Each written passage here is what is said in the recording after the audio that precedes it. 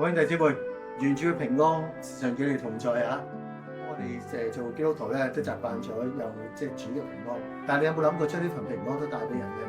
咁喺度咧想你哋參與一個嘅行動，就係一人一禮物傳遞關愛。咁呢個係我哋勞委會咧安排嘅一個嘅活動啦。咁我哋咧希望咧你哋即係用50蚊啫，就買一份咧勞委會準備好嘅一份嘅禮物啦，裏邊包括有曲奇啦，有啲即係官有用嘅一啲嘅毛巾啊、手套等等。咁咧就真係送俾你身邊嘅一啲嘅工友，好可能咧係清潔工人啦，好可能係一啲保安啦。總之咧就好簡單，你就見到佢哋咧送俾佢哋。仲有一樣嘢好重要嘅，因為咧真係要講聲多謝。你諗下我哋地方香港乾唔乾淨？乾淨嘅。